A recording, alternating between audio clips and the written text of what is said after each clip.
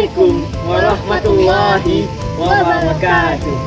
Salam Om Swastiastu, Namo Buddhaya, dan salam kebajikan. Halo teman-teman semua, perkenalkan saya Novel Habibi dan saya Sasi Kirana Mania Putri Osianto. Kami berdiri di sini di hadapan kalian semua dalam rangka Sekolah Siaga Kependudukan dengan tema budidaya dan pengembangan kopi di Kabupaten Benar Meriah, Indonesia. Dikenal sebagai salah satu negara penghasil kopi terbesar di dunia. Dari sekian banyaknya daerah penghasil kopi, dataran tinggi Gayo di Aceh Tengah dan Benar Meriah memiliki posisi yang sangat istimewa karena terkenal dengan kopi Arabica Gayo yang memiliki cita rasa yang unik dan telah diakui secara internasional melalui sertifikasi indikasi geografis.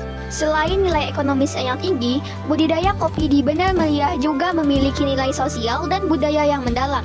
Kopi telah menjadi bagian yang tak terpisahkan dari kehidupan masyarakat, bukan hanya sebagai sumber pendapatan, tetapi juga sebagai identitas budaya dan simbol kebanggaan daerah. Tidak hanya itu, kopi Gayo juga telah menjadi kopi yang sangat populer di berbagai kalangan, mulai dari anak muda sampai orang dewasa. Kopi Gayo juga telah dikenal di berbagai belahan dunia dan telah masuk ke dalam 10 biji kopi terbaik menurut tes Atlas.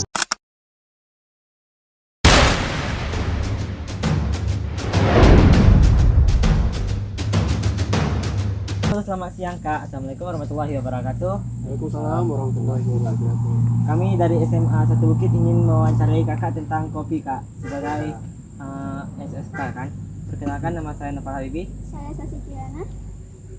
Jadi Pak, langsung saja kita mulai terus ya wawancaranya. Sejak kapan abang tuh milih untuk menanam kopi? Kalau sejak kapannya mungkin udah 8 tahun yang lalu ya. Karena kalau saya dari asli keluarga petani kopi, jadi dari kecil itu sudah diajarkan cara menanam kopi bagaimana dari orang tua. Jadi otomatis kalau saya itu pribadi bertanam kopi itu mungkin baru 8 tahun. Tapi kalau dasarnya dari tanaman kopi itu ya dari awal dari lahir gitu karena orang tua ya. Jadi turun temurun ya Bang? Apanya? Dalam bertani. Turun temurun kami karena dari kakek, bapak dan saya sendiri juga sudah bertanam kopi gitu. Cukup lama Pak. Ya. Apa alasan abang dan Ya. dalam menanam kopi? Alasan saya untuk menanam kopi adalah yang pertama itu prospek kopi ini tentunya jangka panjang. Tentunya siapa aja di luar negeri itu butuh kopi gitu. Nah, kopi ini selain mudah dalam perawatan, yang kedua tentunya menjanjikan gitu dalam prospek jangka panjang. Kalau Bang Iwan sendiri, apa jenis kopi yang bisa ditanam? Jenis kopi yang biasa ditanam kami itu mungkin Arabica ya, tapi kalau spesifiknya kami tanam yang ada 2 jenis. Yang pertama itu Tintin, macam ini modelnya, dan ada juga yang namanya Ating Super. Kalau dalam proses merawatnya ada nggak perbedaan yang Signifikan gitu. Untuk proses perawatan mungkin tidak ya, sama-sama aja. Mungkin dari jenis kopinya yang mungkin yang berbeda, tapi kalau untuk perawatan sama-sama aja kan gitu. Berapa lama kira-kira kok misalnya panen kopi ini Bang? Jadi masa panen kopi itu dari awal tanam sampai panen perdana itu kurang lebih 2,5 tahun. Nah itu juga tergantung perawatan. Ada juga yang 3 tahun. Nah kalau misalnya bagus perawatannya dan nutrisinya terpenuhi, itu bisa 2,5 tahun sudah mulai terbuat. Kendala terbesar dalam menanam kopi ini apa ya Bang? Kendala terbesar dalam budidaya kopi ini yang pertama adalah hama, yaitu hama pucuk jarum dan jamur akar, PBKO dan jamur akar. Nah itu pemerintah sendiri belum tahu cara mengatasi hama PBKO itu, karena itu sangat merugikan petani karena output atau hasil dari kopi itu bisa defect atau rusak. Itu mempengaruhi cita rasa dari kopi itu sendiri. Nah yang kedua tadi jamur akar. Nah jamur akar ini dia kayak trek, pohonnya itu langsung menguning. Nah itu juga belum bisa diatasi oleh petani dan itulah menjadi kendala bagi kami petani. Dalam proses pasca panen itu apa yang dilakukan pada kopi Kak? proses pasca panen. Kalau kami sendiri biasanya kalau pasca panen itu, kalau bahasa sini katanya dijual gelondongan gitu ya, dijual ke tuki gitu.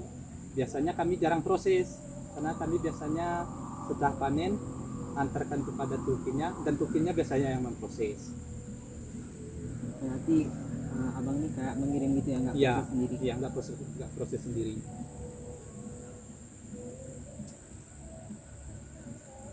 Menurut abang ya, kayak mana tentang perkembangan kopi di daerah Gayo ini bang? Menurut saya perkembangan kopi di daerah Gayo ini sebenarnya perkembangannya cenderung lambat gitu ya, karena mungkin concern pemerintah terhadap industri kopi ini belakangan ini menurun, dan beberapa tahun ke depan mungkin di tangan Pak Tagor atau Pak Armia itu nanti prospeknya akan bagus. Nah, jadi sekarang ada beberapa metode juga yang diterapkan oleh petani. Nah, tentunya di replanting atau pembongkaran ulang kopi itu dengan metode sistem tanam pagar. Nah, tentunya untuk meningkatkan produktivitas atau hasil dari lahan kopi itu sendiri. Dan harapan abang ke depannya banyak generasi muda atau generasi milenial untuk terjun di industri kopi ini untuk menyelesaikan permasalahan-permasalahan dan menghadapi tantangan ke depannya. Kalau dari Bang Iwan sendiri ada nggak harapan terhadap perkembangan dan budidaya kopi di wilayah Bendungan? Harapan ya, tentu harapan banyak ya, tapi untuk fokusnya yang pertama itu kita butuh ide-ide dari anak-anak muda gitu, dari pemerintah untuk membantu perkembangan tentunya kopi yang khususnya di Gayo. Lalu yang selanjutnya yaitu adalah jenis kopi yang bisa cukup mumpuni lah di dataran tinggi Tanah Gayo, karena di sini lumayan sedikit perasaan karena dari pengalaman sedikit jenis-jenis kopi yang bisa bertahan di sini. Lalu harapan yang selanjutnya yaitu harga yang relatif bertahan, jangan suka anjlok. Biasanya kalau kita tengok grafik itu, kalau harga kopi turun itu kopi lagi banjir-banjirnya, lagi pasca panennya. Lalu ketika kopi itu sudah mulai habis, sudah bahasa di sini buah ujung gitu, biasanya di situ harga kopi menginjak naik seperti yang kita rasakan sekarang ini kan. Jadi itulah harapannya, harga yang stabil lah gitu. Mungkin dari abang ada harapannya untuk kopi Gayo? Kalau dari saya harapannya tentunya adalah lebih banyaknya generasi milenial Gen Z ikut terjun ke industri pertanian, karena sekarang generasi strawberry katanya untuk Gen Z ini kan. Jadi tentunya sebenarnya generasi milenial dan Gen Z ini tentunya lebih kreatif. Jadi produksi atau dihilirisasi kopinya itu bisa dimanfaatkan dan hasilnya juga lebih maksimal itu tadi. Mungkin itu aja dari kami bang. Mohon maaf telah mengganggu waktunya, dan terima kasih karena telah menjawab beberapa pertanyaan dari kami. Ya, terima kasih bang. Ya, terima Bang. Oke, sama-sama. Assalamualaikum warahmatullahi wabarakatuh. Waalaikumsalam warahmatullahi wabarakatuh. Senang Kak, nama saya Novel Habibi dan rekan saya. Jadi di sini Kak, kami ingin melakukan beberapa wawancara tentang program SSK Kak. Jadi makanya kami datang ke IP 2 SIP Pak ya, SIP Gayo. Nah, jadi teman saya ini akan mengajukan beberapa pertanyaan Pak. Ya, silakan. Baik Pak, latar belakang dari IPS 2 itu apa? Ya, jadi latar belakang pertama adalah kantor kita ini ada di Kementerian Pertanian. Itu namanya Badan Perakitan dan Modernisasi Pertanian di Jakarta. Kedua, habis itu di Banda Aceh, itu ada namanya Balai Penerapan Modernisasi Pertanian. Nah, setelah dari Banda Aceh, baru ke kita di Gayo, yaitu instalasi penelitian, ya, instalasi pengujian penerapan standar ekonomi pertanian. Di sini kita khusus untuk menangani kopi arabica. Yang pertama adalah itu standar mulai dari benih. Kalau benihnya bagus, otomatis tumbuhnya bagus. Yang keduanya gulma. tahu gulma ya, rumput itu harus dipotong, dikendalikan. Dalam setahun itu harus dikendalikan kurang lebih 4 kali. Jadi triwulan 3 bulan sekali. Terus habis itu pemangkasan kopinya, ya itu pun harus dilakukan 3 bulan, setahun 4 kali. Yang keduanya pemupukan. Pupuk itu boleh secara organik dan boleh secara non organik. Kalau secara organik kita tidak boleh memakai zat kimia, tapi kalau anorganik itu kita memakai kimia. Nah, jadi kita bermacam-macam. Jadi penelitian kita di sini di kebun kita IP2 SIP 2-nya kita pakai. Ada yang pakai organik, ada yang pakai non organik. Pak, kalau boleh tahu ini yang terakhir Ya.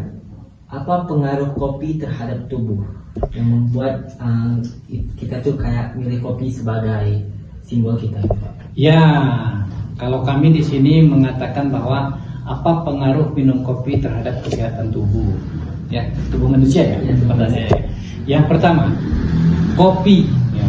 Jadi kita berubah mindset sekarang, bukan minum kopi pakai gula. Kalau minum kopi pakai gula, nah, contohnya sekarang adik-adik mau minum kopi ini, minum abu atau minum sari. Kalau minum sari sangat bagus untuk tubuh. Tapi kalau minum abu, ya itu nggak bagus.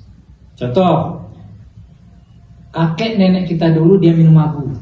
Karena digoseng dulu sampai kering, sampai hitam. Habis itu dihancurkan halus sekali. Karena abu itu. Jadi begitu kita masukin dalam air, apa bedanya dengan arang? Arang itu kita haluskan, halus, debu kayak debu dapur, kita minum. Nggak ada beda kan? Tapi sekarang ini kita minum sari. Oke teman-teman, sekarang kita sudah sampai di luar bersama Pak Isal ya Pak. Jadi Pak, di sini kita melihat banyak jenis kopi Pak kan? Jenis kopinya apa aja itu Pak? Ya, mulai dari sini ya sampai ke atas nanti. Yang pertama ini namanya BP.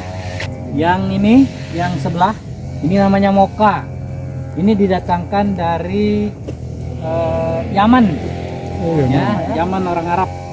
Jadi kopi ini tidak dibudidayakan karena kecil, tapi ini banyak peminatnya juga. Di sampingnya, ya kita sambil jalan, ya. Di sampingnya ini adalah gayo satu. Jadi gayo satu itu tidak hanya satu, itu ada empat jenis. Yang ada namanya kanopinya lebar, ada kanopinya pendek, ada gelondong merahnya, buah merahnya itu opal, ada juga seperti jantung, dan ada juga seperti bulat. Kalau dari segi rasa ada perbedaannya nggak Pak? Rasa tidak ada berbeda ya. Kalau dari gayo satu ya tidak ada rasa. Rasa itu tidak konsisten karena setiap ketinggian akan berpengaruh. Misalnya gayo satu ini ditanam di ketinggian 1200, gayo satu ini ditanam di 200, 1300, 400 itu akan berbeda rasanya. Berarti rasa itu dikondisikan Ya. dengan tinggi Pak ya? Tidak konsisten, berubah-ubah. Ya. Yang kedua ini gayo 2. Ya. Gayo 2 ini yang cocok ditanam, yang sana cocok ditanam 1000 sampai 1300. Ya. Kalau gayo 2 ini sangat ideal, sangat optimal ditanam di ketinggian 1400 ke atas. Pertanyaannya, boleh nggak ini Bapak ditanam di ketinggian 1200? Boleh, tapi nanti buahnya kurang bagus. Ya, banyak hama ya. Oke, lanjut ke sebelah. Habiskan tuh sampai Ke sebelah sini namanya P88 ya. Ini berasal dari Thailand. Saihat ya. Jadi ini namanya P88. Apa itu P-nya Pak? P-nya Progini 88. Itu didatangkan F1, F2 dan F3-nya dari Kolombia. F4-nya itu ada di Thailand dan F5 ada di Aceh Tengah. Aceh Tengahnya kita dulu. Ya. Jadi ini Aceh Tengah. Terus yang sebelah lagi ya.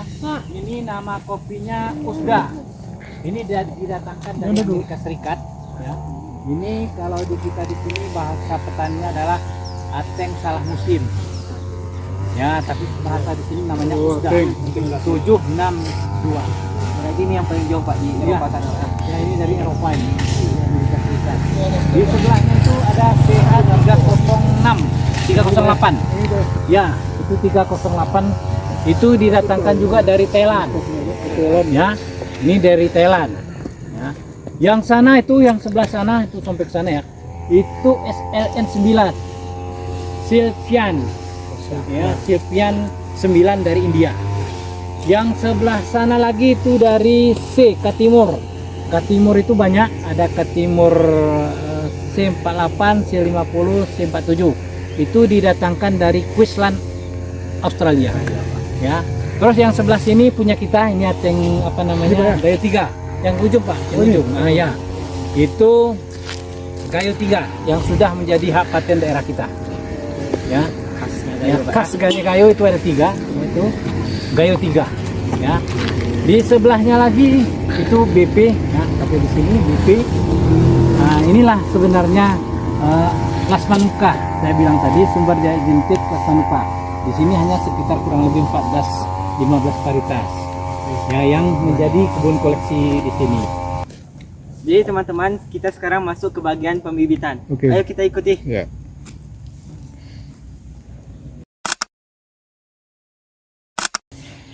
Jadi setelah kita seleksi seperti ini baru kita olah. Nanti ini kita pemisahan kulit dengan gabah. Ya. Kulit dengan gabah. Ini nanti kita fermentasi 1 malam untuk menghilangkan lendir. Ya. Oh iya Pak. Nah, kalau dia hilang lendirnya warnanya akan bagus. Tapi kalau lendirnya nggak hilang warnanya akan hitam. Jadi 1 malam kita fermented, habis itu kita cuci. Habis dicuci dikeringanginkan, nggak boleh kena sinar matahari di dalam ruangan. Ya, bukan di dalam ruangan dulu ceritanya, di dalam ruangan. Ya, setelah itu nanti ini sudah jadi benih, baru kita lakukan persemaian. Disemai dulu, ya disemai itu medianya itu tanah, kompos, pasir. Ya, nanti setelah disemai ukuran 3 bulan. Ini sudah ukuran 3 bulan. Ini 3 bulan. Nah, setelah dari biji, ini biji ya, kita semai itu 3 bulan kita nunggu baru seperti ini. Ya, itu ya. Jadi baru di persemaian. Terus selanjutnya baru kita ke pembibitan, ya, nursery. Jadi apa syaratnya? Yang syarat pertama adalah harus ada naungan, wajib. Lahannya datar, dekat dengan sumber air, ya. Nah, itu syarat mutlak. Terus medianya ini juga sama. Itu medianya ada tanah, ada kompos dan ada pasir. Perbandingannya 3:2:1. Tanah 3, kompos 2, pasir 1. Setelah itu kita cari polybag. Polybag yang bagus untuk kopi itu adalah polybag yang warna hitam. Kenapa dibilang warna hitam Pak? Warna hitam itu tahan lama. Warna putih boleh Pak? Boleh, tapi yang tahan lama. Bapak bilang kan ada penyakit gitu di kopi Pak. Ya. Oh, itu kayak mana kita bisa tahu itu kopi itu berpenyakit? Ya, itu mulai dari benih ya. Kenapa kopi itu mulai berpenyakit? Nanti di benih ini nanti di pembibitan itu ada penyakit namanya Rhizostonia solani. Ini udah kena. Oh, ya. Itu bahasa Gayo tuh, Rhizostonia solani. Ini nanti seperti tali pinggang. Nih, ini sudah ada nih. Nah, ini udah mulai seperti tali pinggang. Nah, ini juga nih, ya. Apa bisa di Rhizostonia solani. Tanahnya sudah terinfeksi oleh bakteri. Itu harus diganti. Walaupun tanahnya dipakai lagi nggak bisa. Itu harus dibuang tanahnya. Di persemaian dulu penyakit. Yang kedua di pembibitan. Itu penyakit di pembibitan itu adalah penyakit Cercospora. Nah, Cercospora ini penyakit nih. Oh, yang ini penyakit. Bukan kena pupuk dia Pak, tapi dia memang ada semacam bintik hitam, tapi di seputarannya itu kuning. Itu Cercospora, penyakit karak daun. Nah, itu ini udah kena penyakit. Itu penyakit yang ada di persemaian dan pembibitan. Terus dari segi apanya Pak? Dari segi kan ada sebagian tanahnya keras kalau kita polybag nih. Sebagian gembur kali ya, ini. Itu pengaruhnya di media. Kenapa? Di media tadi dia tidak sesuai dengan good agriculture practice. Kenapa saya bilang begitu? Pertama tadi 3:2:1. ya tanahnya 3, kalau kita kilokan tanahnya 3 kilogram, komposnya 2 kilo, pasir 1, itu tidak akan padat.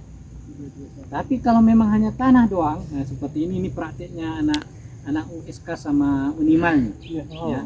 Jadi mereka sudah melakukan secara GAP, nah, secara budidaya kopi Arabica dengan baik dan benar, seperti itu. Berarti emang nggak bisa dibahas nih Pak? Apanya nih? Kalau Cercospora boleh, bisa. Tapi kalau Rhizotosmia solani tadi di persemaian itu nggak bisa. Tapi dia kalau Cercospora di sini bisa. Jadi Pak, ini jenis kopinya apa aja ya di sini Pak? Ya, jadi ini namanya di bagian pengolahan pasca panen ya. Jadi kita pertamanya dikutip dulu yang merah, setelah itu kita olah. Itu ada ruang pengolahannya, namanya pulping. Apa itu pulping Pak? Pulping itu adalah pemisahan kulit kopi dengan gabah. Ya, nama mesinnya apa Pak? Pulper, ya, pulper sebenarnya. Setelah itu kita mau jadikan kopi apa? Full wash, semi wash, natural atau wine. Kebetulan yang ada di adik-adik, di teman-teman di sini, ini namanya pengolahan semi wash. Jadi pengolahan semi wash itu setelah di pulping, ya, difermentasi, dicuci, habis dicuci baru dijemur gabahnya. Setelah jemur sekitar setengah hari digiling lagi, namanya dihaling. Apa itu haling? Pemisahan kulit tanduk dengan biji. Nah, ya, haler namanya ya mesinnya. Nanti setelah itu baru dijemur. Nah, seperti inilah kita melihat penjemuran, namanya penjemuran semi wash. Ya, jadi semi wash itu memang nanti ini sampai kadar airnya kurang lebih 14 sampai 12%. Setelah itu nanti baru kita sortir. Seperti ini. Ini nanti di sini kita sortir, setelah kadarnya 12 kita sortir. Setelah disortir kita jadikan grade. Mana grade 1, mana grade 2, mana grade 3. Nah, ini masih banyak proses nih, masih lama nih. Ya, masih lama karena ini kan masih namanya kalau kopi kita di sini kopi asalan. Ya, kopi asalan bahasa, bukan kopi asal, bukan. Kopi asalan, bukan asal-asal kopi, bukan. Tapi namanya bahasa di petaninya kopi asalan. Nanti ini dijual ya dengan harga sekarang ini kurang lebih 100.000 per kilo. Itu belum disortir. Seperti itu ya di penjemuran kopi.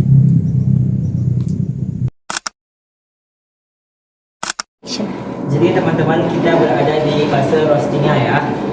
Ini mesin apa sih namanya ini Pak? Ini mesin pulver. Ini kayak mana cara pengroastingannya ini Pak? Oh, ini bukan di roasting, kita panen kopi dari kebun, masukin ke sini, nanti ada namanya pemisahan kulit kopinya yang merah dengan gabah. Oh, Itu di sini ya, ini pulver masih masih basah. masih basah. Dan keduanya nanti setelah dijemur sekitar setengah hari ya, itu yang apa namanya gabah tadi difermented 1 malam di pram ya, 1 malam, nanti dicuci setengah hari, dijemur, masuk ke sini. Pemisahan kulit ari ya dengan biji di sini. Ini nama mesinnya apa? Ini mesinnya namanya haler. Haling pemisahan ya. Haler pemisahan ini.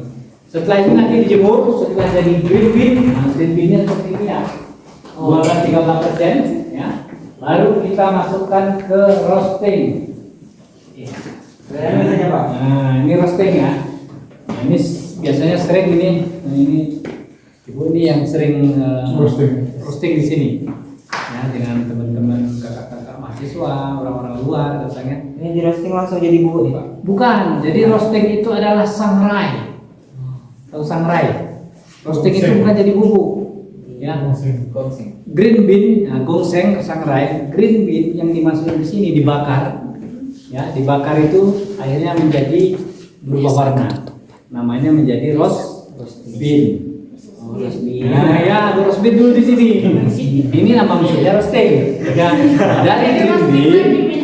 dari green bean di sini dimasak di dalam, diputar. Kalau ini ya, kalau nenek kita dulu digongseng.